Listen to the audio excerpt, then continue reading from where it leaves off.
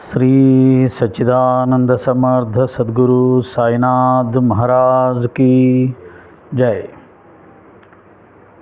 वक्रतुंड महाकाय कोटि सूर्य समप्रभा निर्विघ्नं कुरु मे देव सर्वकार्येषु सर्वदा। या कुंदेन्दु तुषारहारधवला या शुभ्रवस्त्रावृता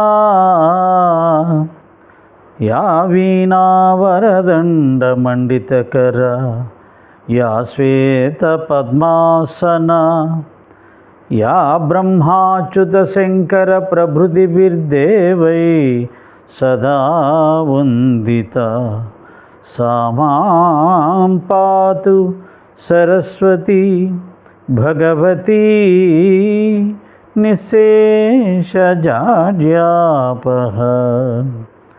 गुरुर्ब्रह्मा गुरुर्विष्णुः गुरुदेवो महेश्वरः गुरु साक्षात् परब्रह्म तस्मै श्री गुरवे नमः। ओम साईराम। మన శ్రీహరి ఆక్సిజన్ సిటీ కాలనీలో 2 వారాల నుంచి మనం సత్సంగాలు చెప్పుకుంటూ ఉన్నాం. ఆదివారం పూట సాయంత్రం 6:30 నుంచి 7:30 వరకు అనుకున్నాం. పోయిన వారం బాలయ్య సార్ వచ్చారు, ఈసారి రామసుబ్బారెడ్డి సార్ కూడా వచ్చారు.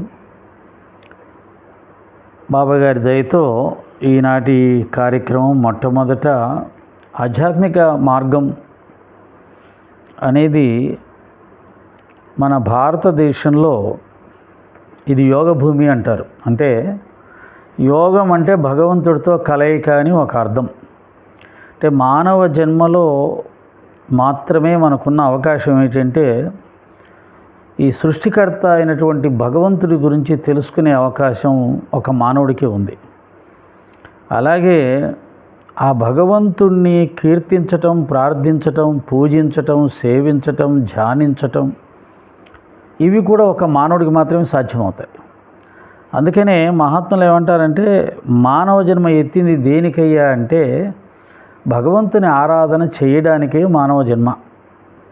ఒకప్పుడు మన భారతదేశంలో సత్యయుగంలో చూసుకున్నప్పుడు ప్రతి మానవుడు నిరంతరం కూడా తపస్సులో ధ్యానంలో ఉండేవాళ్ళు. అప్పట్లో అంటే జీవించటానికి కావలసిన ఆహార పదార్థాలను పండించుకోవడం, వంట వండుకోవడం, తినడం, మూడో పని ఏమిటి అంటే నిరంతరం ధ్యానం చేయడం భగవంతుని. అలా చేస్తూ వాళ్ళు భగవంతునిలో ఐక్యమైపోయేవాళ్ళు. దాన్ని మోక్షం అని అంటారు. అంటే ఈ మానవ జన్మ ఒక రకంగా చాలా గొప్ప అదృష్టం, ఇంకో రకంగా అనేకమైనటువంటి బాధలు, ఇబ్బందులు కూడా ఉండేది ఈ జన్మకే. అందుకని సచ్చరిత్రలో 8వ అధ్యాయంలో ఇది బాబాగారి జీవిత చరిత్ర అంటారు. ఈ చరిత్ర గ్రంథంలో 8వ అధ్యాయంలో మానవ జన్మ యొక్క ప్రాధాన్యత, శరీరం యొక్క ప్రాధాన్యత, గురువు యొక్క ఆవశ్యకత, భగవంతుని యొక్క అనుగ్రహం, ఈ అనేకమైన విషయాల్ని చర్చించడం జరిగింది. ముఖ్యంగా అసలు మనం ఎవరం, ఎక్కడి నుంచి వచ్చాం, ఈ సంసారంలో ఈ బాధలేంటి, కష్టాలేమిటి, వృద్ధాప్యంలో పొందే బాధలేంటి, ఎందుకు వస్తాయి అసలు వృద్ధాప్యంలో అన్ని బాధలు, అన్ని రోగాలు, అన్ని కష్టాలు, చివరికి ఎందుకు చనిపోతున్నాం, ఈ చనిపోవడం అంటే ఏమిటి, మనిషికి ఈ అవమానాలు, ఈ ఆర్థిక ఇబ్బందులు, సాంసారిక బాధలు, భార్యాభర్తల గొడవలు, ఇంకా అనేకమైనటువంటి సమాజంలో సమస్యలతో మనిషి జీవిస్తుంటాడు. ఎవరు మనశ్శాంతిగా ఉన్నారని చెప్పుకోవడానికి అవకాశం లేదు. అలాగే పూర్తి ఆరోగ్యంగా ఉన్నామని చెప్పుకోవడానికి అవకాశం లేదు. ఒకవేళ ఆరోగ్యం ఉన్నా కానీ ముసలి వృద్ధాప్యంలో ఆ వృద్ధాప్యం అనుభవించాలి. అది చాలా భయంకరమైనటువంటి నరకం. 80 సంవత్సరాలు దాటిందంటే కదలలేవు, మెదలలేవు, తింటే అరగదు. ఇలాంటి జీవితం ఎందుకు వచ్చిందిరా దేవుడా ఈ మానవ జీవితం అని అప్పుడు అనుకుంటాం. 80+ కొంతమందికి చిన్న వయసులో నుంచే బీపీలు, షుగర్లు, హార్ట్ అటాకులు, ఓపెన్ హార్ట్ సర్జరీలు, యాక్సిడెంట్లు, ఫ్రాక్చర్లు ఇవన్నీ అనుభవిస్తూనే ఉన్నారు. మన చుట్టూ చూస్తూనే ఉన్నాం. అలాగే భయంకరమైన ఆర్థిక ఇబ్బందులు, అప్పుల బాధలు తట్టుకోలేక ఆత్మహత్యలు, పిల్లల్ని చదివించాలి, ఫీజులు కట్టాలి, దానికోసం సంపాదించాలి, సరిపోకపోతే అప్పులు చేయాలి. ఇలా ఒకటే రెండు. అందుకనే సంసారము ఈదటం సముద్రాన్ని ఈదటం కంటే చాలా కష్టమని చెప్పారు. కొంతమందికి ఆర్థిక పరిస్థితులు బాగున్న వాళ్ళు మనలాంటి వాళ్ళు ఉంటారు. దేవుడి దయ వల్ల, పూర్వజన్మ పుణ్యం వల్ల ఉద్యోగాలు దొరికిన వాళ్ళు, కొంత ఆస్తిపాస్తులు ఉన్నవాళ్ళు ఆర్థిక ఇబ్బందులు లేకుండా నడిచిపోతుంటాయి. అది ఒక రకమైనటువంటి సంతోషమే. కానీ ఎంత సంతోషంగా ఉన్నా, ఎంత ఆర్థిక ఇబ్బందులు లేకుండా ఉన్నా, ఎన్ని కోట్లున్నా వృద్ధాప్యాన్ని ఆపలేం, రోగాల్ని ఆపలేం. అలాగే సమస్యలు, సంఘర్షణలు, గొడవలు వీటిని కూడా మనం దాటలేం. మనకు లేకపోయినా మన ఇంట్లో వాళ్ళకి ఎవరికొవరికి ఉంటాయి. ఆ తలకాయ నొప్పి, ఆ బాధ మనకు ఇబ్బంది పెడుతూనే ఉంటుంది. అలాంటి ఈ యొక్క మానవ జన్మ, దాని యొక్క గొప్పతనం ఏంటి, అలాగే దాని యొక్క ఇబ్బందులు ఏంటి అనేవి ఈ యొక్క అధ్యాయంలో చర్చించాడు. ఒకసారి నెమ్మదిగా చూద్దాం దాన్ని. శ్రీ సాయి సత్యత్రం 2వ రోజు పారాయణం, శుక్రవారం, 8వ అధ్యాయం. ఈ అధ్యాయంలో ఏం చెప్తున్నాడంటే మానవ జన్మ యొక్క ప్రాముఖ్యం గురించి చెప్తాడు. అలాగే బాబా యొక్క భిక్షాటనం, బాబా ఎలా భిక్ష స్వీకరించేవాడు, భిక్షాటనం ఎలా చేసేవాడు, బాయిజాబాయి యొక్క ఎనలేని సేవ. అంటే బాయిజాబాయి బాబా గారికి చాలా సేవ చేసింది. ఆ తల్లి బాబాగారు ఎక్కడో అడవిలో ఉంటే కూడా ఆమె పరిగెత్తుకొని వెళ్ళి ఆయన వెతుక్కుంటూ వెళ్ళి నెత్తి మీద గంప పెట్టుకొని వెళ్ళి ఆయనకు అన్నం తినిపించి ఆయన ఆకలి తీర్చేది. ఒక పకీరుకి అంత గొప్పగా సేవ చేయడం అనేది ఒక ఆశ్చర్యం. 3 పడక స్థలము, రహతా నివాసి కుశాల్ చంద్. ఈ కథల గురించి మనకు ఈ అధ్యాయంలో చెప్పడం జరుగుతుంది. కాబట్టి మొట్టమొదటిది మానవ జన్మ యొక్క ప్రాముఖ్యం. ఈ మానవ జన్మ యొక్క గొప్పతనం ఏంటో చెప్తున్నాడు, తెలుసుకుందాం. ఈ అద్భుత విశ్వమందు భగవంతుడు కోటాను కోట్ల జీవులను సృష్టించి ఉన్నాడు. మనకు ఇక్కడ కోటాను కోట్ల జీవులని వాడాడు, కానీ శాస్త్ర ప్రకారం అయితే ఈ భూప్రపంచంలో 84 లక్షల జీవరాశులు ఉన్నాయి అని లెక్క తేల్చారు. 84 లక్షల జీవులు జీవిస్తున్నాయంట. మనకు కనిపించనివి, కనిపించనివి, భూమి మీద తిరిగేవి, బతికేవి కొన్ని, ఆకాశంలో ఎగిరేవి కొన్ని, నీళ్ళల్లో బ్రతికేవి కొన్ని. ఇవన్నీ కలిపితే 84 లక్షల జీవరాశులు ఉంటాయంట. దేవ, యక్ష, గంధర్వాదులు, జంతు, కీటకాదులు, మనుషులు మొదలగు వాడిని సృష్టించాడు. భగవంతుడు కేవలం మానవులు మాత్రం సృష్టించలేదు, దేవతలను కూడా సృష్టించాడు. అలాగే గంధర్వులను సృష్టించాడు, జంతువులను సృష్టించాడు, కీటకాలను సృష్టించాడు, మనుషుల్ని సృష్టించాడు. పుణ్యం ఎక్కువగా చేసుకుంటే దేవలోకంలోకి వెళ్తాం, స్వర్గానికి వెళ్తాం, ఊర్ధ్వలోకాలకు వెళ్తాం. ఆకాశంలో సూక్ష్మ శరీరాలతోటి, చాలా శక్తివంతమైన దేహాలతోటి ఆకాశంలో కొన్ని లోకాలు ఉన్నాయి. ఆ లోకాల్లో కూడా ఉన్నారు దేవుడి చేత సృష్టించబడ్డ వాళ్ళు. వాళ్ళని దేవతలు, యక్షులు, గంధర్వులు అంటారు. పాపాలు ఎక్కువగా చేసిన వాళ్ళు భూలోకంలో మానవుడిగా పుట్టి ఆ పాపకర్మలు అనుభవిస్తాడు. పుణ్యాలు కూడా ఉంటాయి. పాప పుణ్యాలు చేసిన వాళ్ళు భూలోకంలో పుడతారు. కొంతమంది పుణ్యాలు ఎక్కువ చేస్తారు, వాళ్ళు ఐశ్వర్యం ఎక్కువగా సంపాదించుకొని ఆనందిస్తూ ఉంటారు. కొంతమంది పాపాలు ఎక్కువగా చేస్తారు, వారు దరిద్రాన్ని అనుభవిస్తూ ఉంటారు, బాధలు, కష్టాలు, రోగాలు అనుభవిస్తూ ఉంటారు. మన చుట్టూ చూస్తూనే ఉంటాం. ఈ వేరియేషన్స్ ఎప్పుడు సమాజంలో ఉంటాయి. డబ్బులు బాగా ఉన్నవాడు ఉంటాడు, కొద్దిగా ఉన్నవాడు ఉంటాడు, అసలు లేనివాడు ఉంటాడు. అలాగే ఆరోగ్యం బాగా ఉన్నవాళ్ళు ఉంటారు, బాగలేని వాళ్ళు ఉంటారు, అసలు ఎప్పుడు అనారోగ్యంతో ఉన్నవాళ్ళు కూడా ఉంటారు. ఇలా రకరకాలమైనవన్నీ ఎందుకు వచ్చాయంటే మనం చేసిన పాపపుణ్యాల వల్లనే మనకి ఇవన్నీ వస్తుంటాయి అని చెప్తూ ఉంది శాస్త్రం. కాబట్టి స్వర్గము, నరకము, భూమి, మహాసముద్రము, ఆకాశమునందు నివసించు జీవకోటి అంతయు కూడా భగవంతుడి చేత సృష్టించబడింది. వీరిలో ఎవరి పుణ్యం ఎక్కువగునో వారు స్వర్గానికి పోయి వారి పుణ్యఫలం అనుభవించిన పిమ్మట అక్కడి నుంచి మళ్ళీ భూలోకంలోకి వచ్చి పడతారు. భూలోకంలోకి వచ్చి కూడా వాళ్ళు టాటా బిర్లాలాగా పెద్ద కోటీశ్వరులుగానే ఉంటారు. స్వర్గానికి పోయాడంటే అర్థం ఎక్కువ పుణ్యం చేసేవాడని అర్థం. ఎక్కువ పుణ్యం చేసిన వాడు స్వర్గంలో స్వర్గ సుఖాలు అనుభవించి ఆ తర్వాత అక్కడి నుంచి భూలోకంలో పుడతాడు. ఇక్కడ కూడా గొప్ప ఐశ్వర్యవంతుడిగా పుడతాడు. కాబట్టి నీ పాపపుణ్యాలే నీ యొక్క జన్మ నిర్ణయం చేస్తున్నాయి, నీ సుఖదుఖాలను నిర్ణయం చేస్తూ ఉన్నాయి. ఎవరి పాపం ఎక్కువగునో వారు నరకానికి పోతారు. అచ్చట వారు పాపాలకు తగినట్లు బాధలను అనుభవిస్తారు. మన పురాణాలు చెప్తుంటే మన పెద్దవాళ్ళు చెప్పేవాళ్ళు, పాపం చేసేవాడిని అక్కడ నరకంలో యమదూతలు మనందరినీ కూడా నరక బాధలకు గురి చేస్తారు, హింసిస్తారు, రంపాలు పెట్టి కోస్తారు, సలసల కాగే నూనెలో వేసి వేపుతారు అని ఇలా చెప్పేవాళ్ళు. మా అమ్మ చెప్పేది చిన్నప్పుడు. అవి వింటేనే భయం వేస్తుంది. అలా చెప్పడం వల్ల పాపాలు చేయాలంటే భయపడిపోయి చాలా వరకు జాగ్రత్తగా బ్రతికే అవకాశం ఉంది. ఇప్పుడు స్వర్గం లేదు, నరకం లేదు, ఎవరు వాటి గురించి ఆలోచించట్లేదు, చెప్పట్లేదు. కాబట్టి ఎవడు ఇష్టం వచ్చినట్టు వాడు బతుకుతూనే ఉంటాడు. అది పాపమా పుణ్యమా అని ఆలోచించేది లేదు. ఎలా పడితే అలా చేస్తుంటాడు, ఎలా పడితే అలా బతుకుతున్నాడు, ఎలా పడితే అలా మాట్లాడుతున్నాడు, వాడి ఇష్టం. అంతా వాడికి లాభం జరగాలి, వాడు ఆనందించాలి, అంతా వాడిదే గొప్ప అనుకోవాలి. ఇలాంటి భ్రమలలో జీవిస్తున్నాం. కానీ వాటన్నిటి ఫలితాలు మనం ఖచ్చితంగా నరకం ఉన్నా లేకున్నా ఈ లోకంలో మాత్రం అనుభవించాల్సి వస్తుంది. కాబట్టి మానవుడు ఎప్పుడూ కూడా ధర్మము, మంచి చెడు తెలుసుకుని మంచిగా జీవించడానికి ప్రయత్నం చేస్తే వాడి జీవితం బాగుంటుంది. ఇది ఒక్కటే, ఇంకా వేరే ఏం చెప్పక్కర్లా. అలాగా పాపపుణ్యాలు అనుభవించడానికి భూమి మీద పుడతాడు మానవుడు. వారి పాపపుణ్యాలు పూర్తిగా నశించినప్పుడు మోక్షం కలిగి వాడు జన్మ లేకుండా భగవంతునిలో ఐక్యమైపోతాడు. ఇదంత పెద్ద సబ్జెక్టు. భగవంతుడు అంటే ఎవరు, ఆయనలో ఎందుకు ఐక్యం అవ్వాలి, మోక్షం అంటే ఏంటి, అసలు దానికోసం మనం ఎందుకు ప్రయత్నించాలి, ఇక్కడ హాయిగా అన్నీ సుఖంగా అనుభవించడానికి ఉన్నాయి కదా, ఇవన్నీ వదిలిపెట్టి దాన్ని ఎందుకు కోరుకోవాలి. ఎందుకంటే ఆ మోక్షము, ఆ భగవంతుడు ఊరికే రాడు, మళ్ళీ దానికి ఒక కండిషన్స్. ఇక్కడ ఉన్నటువంటి ఈ సుఖాలు భోగాలు ఇవన్నీ వదిలేసుకుంటే తప్ప ఆయన దొరకడు. అలాగే బంధువులు, మిత్రులు, భార్య, పిల్లలు వీళ్ళందరి మీద మమకారాలు, మోహాలు తగ్గించుకొని ఆయన మీద మాత్రమే పూర్తిగా మనసు పెట్టి ఆయన్ని మాత్రమే ప్రేమిస్తే తప్ప ఈ మోక్షం రాదు. అక్కడే సమస్య ఏంటంటే ఇవన్నీ ఎందుకు వదిలేయాలి, ఆయన్ని మాత్రమే ఎందుకు కోరుకోవాలి, అసలు ఆయన ఎవరు, ఎందుకు ఆయన కోరుకోవాలి, ఆయన గొప్ప ఏంటి, ఇవన్నీ మళ్ళీ చాలా పెద్ద సబ్జెక్టు.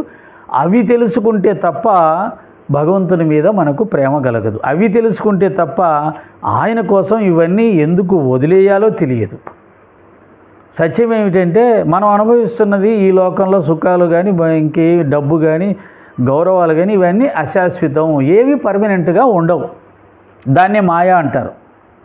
పర్మనెంట్గా ధనం ఉండదు, గౌరవం ఉండదు, పదవి ఉండదు.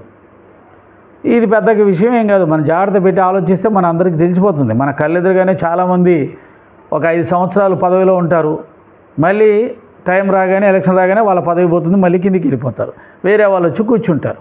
ఇలా ఈ పదవి అనేది పర్మనెంట్గా ఎవరికి ఉండట్లా. ఒకవేళ 10 సంవత్సరాలున్నా 15 సంవత్సరాలున్నా ఎప్పుడో ఒకసారి పదవి పోవాల్సిందే.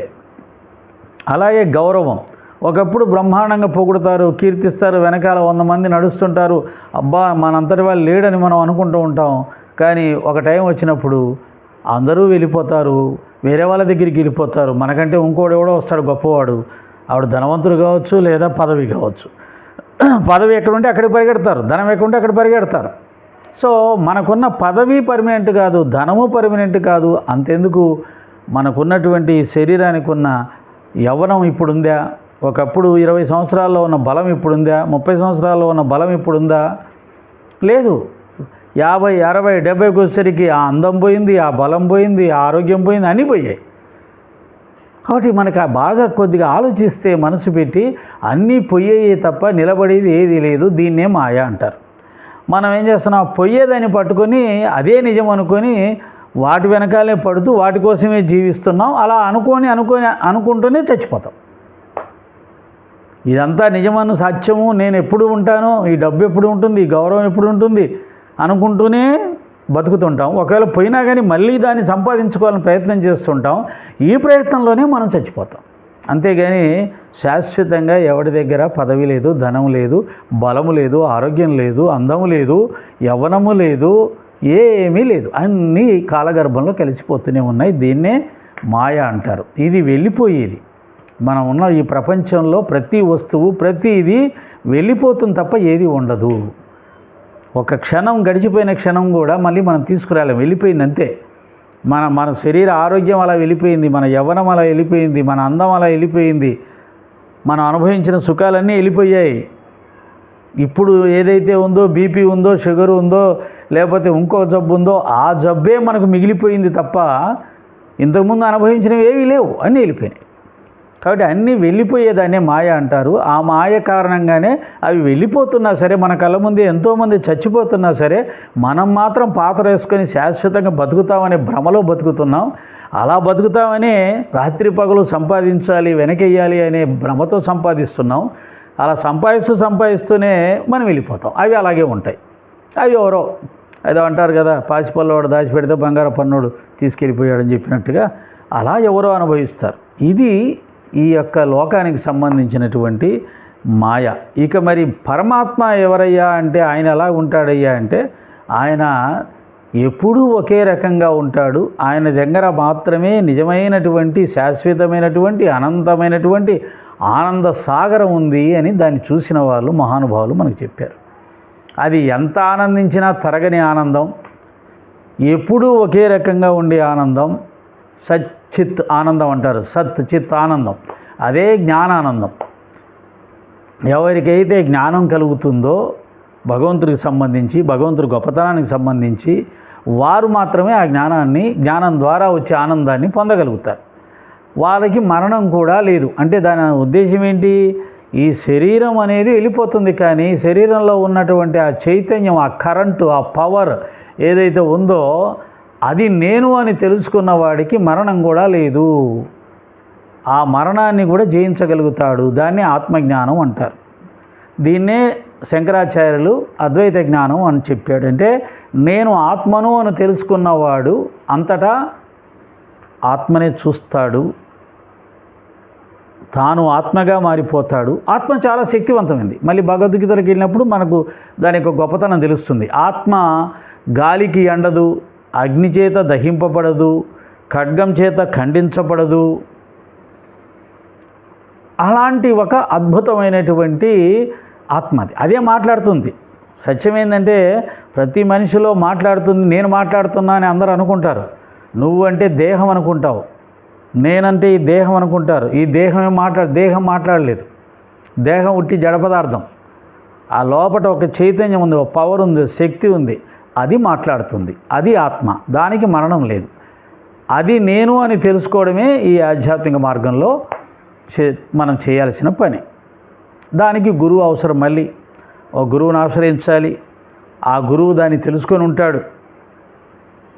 ఆ మార్గంలో ప్రయాణం చేసి ఎన్నో గొప్ప సాధనలు చేసి, జప తపాలు చేసి, ధ్యానం చేసి అన్నీ వదిలేసి దాన్ని తెలుసుకొని ఉంటాడు.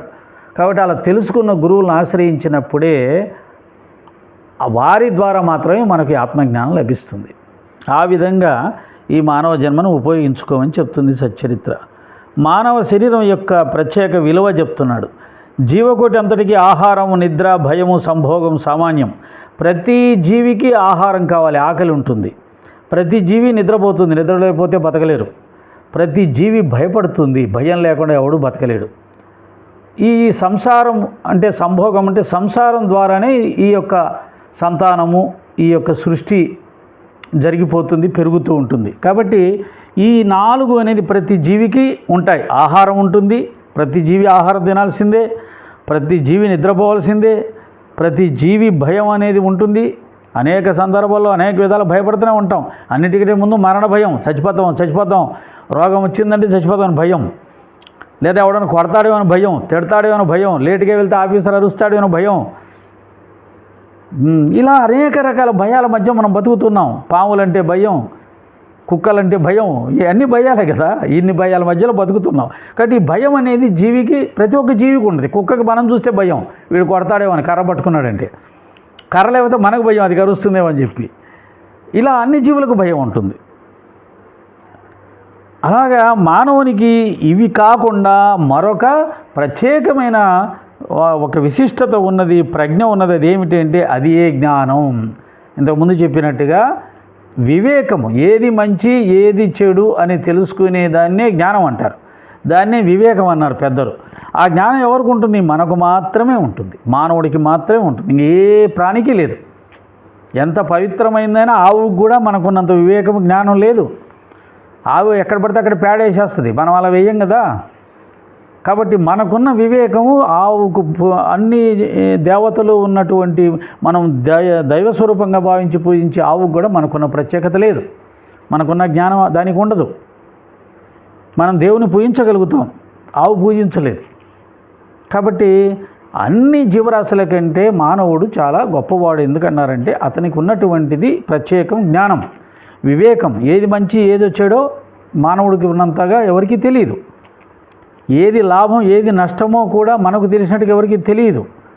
కానీ దురదృష్టం కొద్దీ అన్నీ తెలిసిన మానవుడు, వివేకవంతుడైన మానవుడు వివేకరహితంగా జీవిస్తూ ఉంటాడు. ఇప్పుడు ఉదాహరణ మనం చెప్తాను, మద్యపానం హానికరం. కానీ ఎక్కువ మంది మానవ సమాజంలో మద్యపానం తీసుకొని అనారోగ్యాలు పాలైపోతూ చచ్చిపోతున్నారు, ఆర్థికంగా అన్ని విధాలా భ్రష్టు పట్టిపోతున్నారు. అంటే మద్యపానం అనేది అన్ని రకాలుగా నష్టం అని తెలిసి కూడా దాన్ని వదిలిపెట్టట్లేదంటే వివేకహీనుడే కదా, వివేకాన్ని కోల్పోయినట్టే లెక్క కదా. అలాగే ఎలా మాట్లాడాలి, ఎవరితో మాట్లాడాలి, ఎంతవరకు మాట్లాడాలి, ఎక్కడ మాట్లాడాలి, ఈ మాట్లాడే విధానం కూడా దానికి కూడా పద్ధతి ఉంటుంది. ఎవరితో అయినా పెద్దవాళ్ళతో మాట్లాడేటప్పుడే కాస్త తగ్గి మాట్లాడడం, ఎవరైనా పనిచేసే వాళ్ళతో మాట్లాడితే కాస్త అధికారంతో చెప్పి వాళ్ళ చేత పని చేయించుకోవడం, మళ్ళీ ఎవరైనా మిత్రులు కనిపించి బంధువులు కనిపిస్తే వాళ్ళతో ప్రేమగా అభిమానంగా మాట్లాడడం, ఇలా అనేక సందర్భాల్లో అనేక రకాలుగా ఒక్కో సందర్భంలో ఒక్కో రకంగా మాట్లాడడం అనేది కూడా పెద్ద కళ, పెద్ద విద్య. అది తెలుసుకున్న వాళ్ళు ఎక్కడ పోయినా సరే నెగ్గుకొని వస్తారు. అలా తెలియకుండా ఎక్కడ పడితే అక్కడ ఎలా పడితే అలా మాట్లాడే వాళ్ళు అనేకమైనటువంటి సమస్యలకు ఇబ్బందులకు గురి అవుతూ ఉంటారు. ఇలా చూస్తూ ఉంటాం సమాజంలో మనం. కాబట్టి దీన్ని వివేకం అంటారు అన్నమాట. వివేకం ఈజ్వల్ టు తెలివితేటలు, తెలివితేటలు ఈజ్వల్ టు జ్ఞానం. కాబట్టి ఎంతమంది ఆ వివేకాన్ని జ్ఞానాన్ని ఉపయోగిస్తూ జీవిస్తున్నారు అంటే చాలా చాలా తక్కువ మందే కనిపిస్తారు మనకు. ఎందుకంటే ఆ యొక్క ఇవన్నీ తెలిసేది ఎక్కడ అంటే ఆధ్యాత్మిక మార్గం. పుస్తకాల ద్వారా వచ్చే జ్ఞానం ఏంటంటే సంపాదించుకునే జ్ఞానం చెబితే, భగవంతుని మార్గంలో ఆధ్యాత్మిక మార్గంలో మాత్రమే ఇలాంటి మంచి విషయాలని మనం తెలుసుకునే అవకాశం ఉంటుంది. కాబట్టి పూర్వకాలంలో గురువుల దగ్గర ఇలాంటి విద్య నేర్పించేవాళ్ళు. అప్పుడు పెద్ద బాల శిక్ష అనే ఒక పుస్తకం ఉండేది. నాకు కూడా నేను చదువుకునే సమయంలో 1వ తరగతిలో ఆ పెద్ద బాల శిక్ష ఉంది, చూశాను అంతే. ఆ తర్వాత ఒక 10-15 సంవత్సరాలకి పెద్ద బాల శిక్ష పూర్తిగా కనుమరుగైపోయింది, వెళ్ళిపోయింది, లేదు ఇప్పుడు. ఆ పెద్ద బాల శిక్షలో ఇవన్నీ చెప్పేవాళ్ళు, ఈ నీతి వాక్యాలని చెప్పేవాళ్ళు. వేమన శతకాలు, సుమతి శతకాలు, అనేకమైన పద్యాల ద్వారా మనకు జ్ఞానం వివేకం నేర్పించేవాళ్ళు. మానవుడు ఎలా మాట్లాడాలి, ఎలా ప్రవర్తించాలి, ఏవి తినాలి, ఏవి తినకూడదు, ఎప్పుడు ఎక్కడ ఎలా, ఇవన్నీ కూడా చెప్పబడేవి. అవన్నీ ఇప్పుడు లేవు. కాబట్టి సమాజం అంతా గందరగోళం అయిపోయింది. పెద్ద చిన్న లేదు, ఎలా పడితే అలా జీవించడం, ఎలా పడితే అలా ప్రవర్తించడం, ఎంతసేపు అహంకారం, తను అనుకునేది జరగాలి, తన మాటే నెగ్గాలి, తానే సంపాదించుకోవాలి, అందరికంటే తానే గొప్పవాడు అనిపించుకోవాలి, అన్నీ నాకే కావాలి, దానికోసం ఏమైనా చేస్తాను. ఇలాంటి ఒక దుర్మార్గమైనటువంటి వాతావరణం ప్రస్తుతం సమాజంలో వ్యాపించిపోయింది. ధనం ప్రాధాన్యత ఉంది, అధికారం ప్రాధాన్యత ఉంది, అహంకారం ప్రాధాన్యత ఉంది. కాబట్టి నిజానికి ఇవన్నీ కూడా రాక్షస లక్షణాలు. రాక్షసులు ఒకప్పుడు అలా చేసేవాళ్ళు. వాళ్ళు మనుషుల్ని హింసించేవాళ్ళు, హింసించి ఆనందించేవాళ్ళు, దోచుకొని ఆనందించేవాళ్ళు. ఇవన్నీ కూడా రాక్షస లక్షణాలు. కాబట్టి ఈ కలికాలంలో అటువంటి దుర్మార్గాలు ఎక్కువగా అయిపోతూ ఉన్నాయి. కాబట్టి ఇది కలికాలం, కలి ప్రభావం అంటూ ఉంటారు. అయితే ఒకటి సత్యం, ఇంతకుముందు చెప్పినట్టుగా మనం ప్రవర్తించే ప్రవర్తన, ఆ కర్మే మనని డిసైడ్ చేస్తుంది. భవిష్యత్తులో మనం వాటన్నిటికీ సమాధానం చెప్పాల్సి వస్తుంది. ఇది బాగా గుర్తుపెట్టుకున్నప్పుడు ప్రతి ఒక్క మానవుడు కూడా ఒళ్ళు దగ్గర పెట్టుకుని జాగ్రత్తగా జీవిస్తాడు. చెల్లుబాటు అవుతుంది కదా అని చెప్పి ఇష్టారాజ్యంగా ప్రవర్తిస్తే ఖచ్చితంగా వాటికి నువ్వు సమాధానం చెప్పాలి. మనం చూస్తే పురాణాలు చూస్తే రావణ బ్రహ్మ 3 లోకాలని జయించాడు, ఆయన దేవతల్ని పరిపాలించాడు ఆయన. కానీ అహంకారం ఉండడం వల్లే కదా చివరికి రాముడి చేతిలో సర్వనాశనం అయిపోయాడు, వంశనాశనం జరిగిపోయింది. దుర్యోధనుడు మొత్తం భారతదేశం మొత్తాన్ని పరిపాలించాడు కదా, అహంకారం వల్లే కదా, ఈర్ష్య వల్లే కదా, ద్వేషం వల్లే కదా పూర్తిగా వంశమంతా నాశనం చేసుకున్నాడు. కాబట్టి మనకు పురాణాలు చూసినా చరిత్ర చూసినా అహంకారంతో తప్పులు చేసేవాళ్ళు, దుర్మార్గం చేసేవాళ్ళు ఎక్కడా సుఖపడింది లేదు. తాత్కాలికంగా విజయం సాధిస్తారు కానీ చివరికి సర్వనాశనం అవుతారనేది మన పురాణాలు చరిత్ర మనకు తెలియజెప్తున్నాయి. ఇవన్నీ మనం చదివి తెలుసుకొని విని మన జీవితాల్ని మంచిగా మలుచుకొని పరోపకారార్థం ఇదం శరీరం అనేది మన యొక్క సనాతన ధర్మంలో మనకు మహాత్ములు చెప్పినటువంటి రహస్యం. ఈ మానవ జన్మ ఇతరులకు సేవ చేయడానికి ఉపయోగపడడానికే ఇచ్చాడు దేవుడు తప్ప వారి మీద అధికారం చేయమని, వారిని హింసించమని, దోచుకోమని ఇవ్వలేదు. అలా ఎవరైనా చేస్తే ఖచ్చితంగా వారిని కర్మ సిద్ధిస్తుంది, శిక్షిస్తుంది, విధి శిక్షిస్తుంది. ఇది మనం తెలుసుకున్నప్పుడు మన యొక్క జీవితంలో మార్పులు వస్తాయి, మన ప్రవర్తనలో మార్పులు వస్తాయి, మన ఆలోచనలో మార్పులు వస్తాయి, మన మాటల్లో మార్పులు వస్తాయి. ఆ విధంగా మనని మనం మార్చుకుంటూ జీవిస్తూ ముందుకు వెళ్ళినప్పుడు మానవుడే మహనీయుడవుతాడు, మహాత్ముడవుతాడు. చివరికి మానవుడే భగవంతుడు కూడా అయ్యే అవకాశం ఉంది. దాన్నే మోక్షం అంటారు, మోక్ష మార్గం అంటారు, ఆధ్యాత్మిక మార్గం అంటారు. ఆ విధంగా మానవ జన్మ యొక్క గొప్పతనాన్ని ఈ 8వ అధ్యాయంలో సచ్చేతలో చెప్పబడింది. ఈ రోజుతో ఇంతవరకు మానవ జన్మ యొక్క ప్రాధాన్యత, అలాగే శరీరం యొక్క అల్పత్వం ఇంతకుముందు వచ్చింది. ఈ శరీరము రక్తమాంసాలతో ఉంది, ఎముకలతో గూడు. ఇది పైన అందంగా ఒక తోలు గప్పి మనం మాయ చేశాడు అంతేగాని లోపల చర్మం తీస్తే ఏముంది? చర్మం తీసి మన దేహాన్ని చూసుకోగలుగుతామా? చిన్న దెబ్బ తగిలితే ఏదన్నా చెయ్యి కట్ అయిందంటే చూడలేం, రక్తం వస్తే చూడలేం.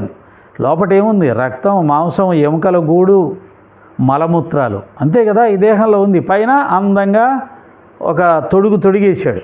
అంటే పెంట కుప్ప మీద ఒక అందమైన పట్టుచీర కప్పినట్టుగా లోపటంతా పెంట పెట్టి దానిపైన ఒక చర్మం కప్పేసరికి దాన్ని చూసి మురిసిపోతున్నాం. ఈ దేహాన్ని ప్రేమిస్తున్నాం, దీనికోసం, దీని సుఖాన్ని పెట్టడం కోసం ఎన్ని పాపాలైనా చేసేస్తున్నాం. కానీ ఈ దేహం నిజంగా మనం అనుకున్నంత అందమైంది కాదు, శుభ్రమైంది కాదు. లోపట అంతా వేరే ఉంది. అలాగే ఈ దేహం శాశ్వతము కాదు, ఏ క్షణమైనా రాలిపోవచ్చు. గవర్నమెంట్ ఎంప్లాయీకి 60 సంవత్సరాలు 62 సంవత్సరాలు అనేది ఒక ఏజ్ లిమిట్ పెట్టాడు రిటైర్మెంట్. కానీ ఈ దేహానికి దేవుడు ఏ లిమిటు లేదు. పుట్టిన వెంటనే వెళ్ళిపోవచ్చు, 2 సంవత్సరాలు పోవచ్చు, 5 సంవత్సరాలు పోవచ్చు, 10 సంవత్సరాలు పోవచ్చు, 20 సంవత్సరాలు పోవచ్చు, పెళ్ళి కాకుండా పోవచ్చు, పెళ్ళైన వెంటనే పోవచ్చు, ఇల్లు కట్టుకోకుండా పోవచ్చు, ఇల్లు కట్టిన వెంటనే పోవచ్చు, గృహప్రవేశం చేస్తూ పోవచ్చు, చేయకుండానే పోవచ్చు. నువ్వు సంపాదించుకున్నదంతా అనుభవించవచ్చు, అనుభవించకుండానే పోవచ్చు. ఇలా ఒక చిత్రమైన జీవితం ఇది, చిత్రమైన శరీరం ఇది. దాన్ని మనం శాశ్వతం నమ్ముకొని అహంకరిస్తే అది అన్ని విధాలా కూడా అజ్ఞానం అనిపించుకుంటుంది, పాపం సంపాదించుకోవడం అవుతుంది. ఆ పాప కర్మ ఫలితాలు అనుభవించడానికి మనం ఈ జన్మలోనే అనేక బాధలు అనుభవించవచ్చు. అవి సరిపోకపోతే మరు జన్మలో కూడా పుట్టుకతోటే భయంకరమైన పేదరికం, పుట్టుకతోటే అనారోగ్యం, లేదా ఇంకా పాపాలు ఎక్కువ చేస్తే జంతు జన్మలోకి వెళ్ళిపోతాం. మన చుట్టూ ఉన్నటువంటి కుక్కలు, నక్కలు, ఈ పిల్లులు ఇవన్నీ కూడా ఒకప్పుడు మానవులే. భయంకరంగా చేయకూడని తప్పులు, పాపాలు చేసి ఆ జన్మలు తీసుకున్నాయి.